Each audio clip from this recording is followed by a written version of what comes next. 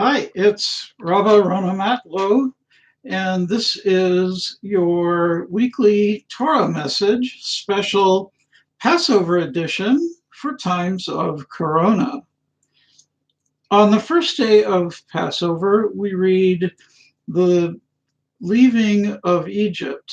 And of course, during the Seder, we read about the plagues that were sent down on Egypt that convinced the Pharaoh to free the Israelites, and that led to the Exodus, which we celebrate on Passover.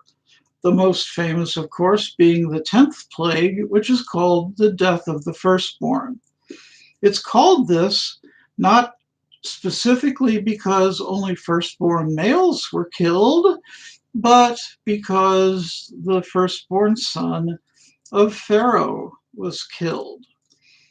Now, what I find very difficult when studying this text is, of course, that we never see any consideration of the mothers in this text. Mrs. Pharaoh is never mentioned, nor is any other mother in Egypt or Israel's loss.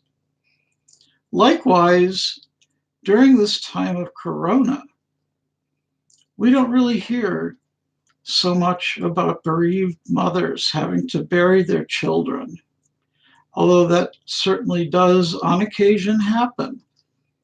Now, we know that very young people are seemingly not as affected as older people, but there are still some people in their middle of their life who have been sadly affected and have succumbed to Corona.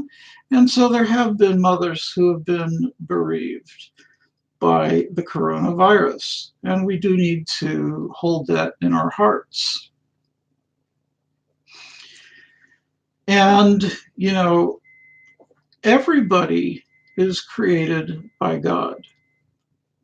When the Israelites passed through the sea, which we'll be reading about on the seventh day of Passover, there's a midrash that says that after the Egyptians passed through and the seas collapsed in on the Egyptians and they drowned, the heavenly angels cheered. And God said, "Why are you cheering? Those are the works of my hands too." And I based the title of my upcoming book on that midrash. We are God's children too is a testament to the trials and tribulations that transgender people go through. We are also God's children, but far too many people don't understand that, and they put us through all kinds of oppression, just like other minorities undergo oppression. And we also must remember that during this time of crisis, people of color, indigenous people, immigrants, poor people are suffering disproportionately. Today I went to the grocery store. I was wearing a face mask. I was carrying weapons because I always carry weapons when I go out now. As a transgender rabbi, being a part of two communities which are under target, I always carry weapons now. But I was wearing a face mask and carrying weapons. Afterwards, I reflected and I posted this, how dystopian, how post-apocalyptic it felt to be wearing a face mask and carrying weapons, and knowing that I had full government approval to do this. But at the same time, I had to hold space because my people of color siblings can't even put a face mask on right now and feel safe. And a white sibling responded to my post, "But Rabbi, people where I live who are people of color can wear their face masks safely." I said, "Look, maybe by you they can, but I have a lot of friends who are having sorrows with that." And a minute later, another clergy colleague posted an article about people of color in Texas getting kicked out of Walmart for wearing a face mask. I rest my case. Friends, Some of us have it pretty decent right now, even with the virus, even with the pandemic, even with the quarantines and everything else. If we have it good, like I have it pretty good right now. I fetch about things, but we have it pretty good.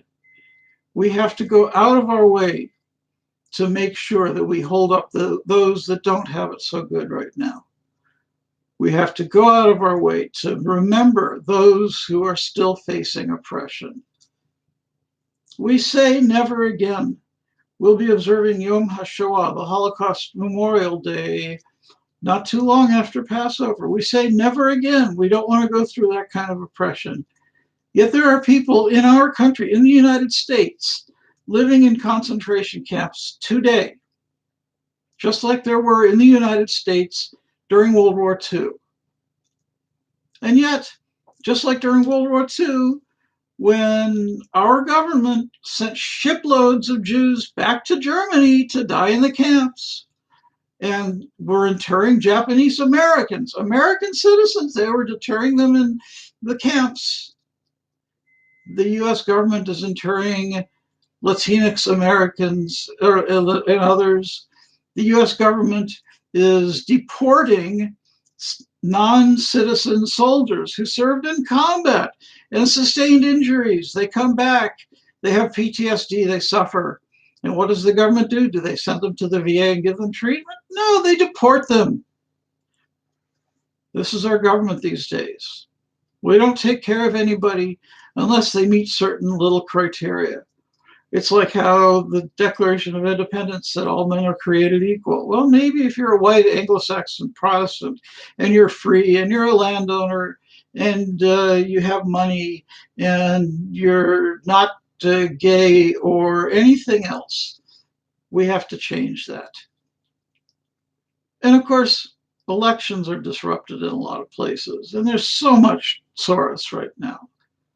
So don't lose sight of all of the things that we have to confront. But right now, the immediate crisis, we have Passover, which we're getting ready for. But don't forget, while we're cleaning our stoves and cooking up our matzah balls, don't forget the people who are suffering. However much you spent on Pesach this year, send a check to the food bank, send a donation to Mazon, whatever it is, but take care of the people who are suffering just as much as you're taking care of your family. I know it hurts to send that much, but we have to do it. May we all have a Zisen Pesach, a sweet, a wonderful Chag Kasher V'Sameach, and may this pandemic end soon. May we all see a refuah shlema, a speedy and a full healing. Chag Sameach.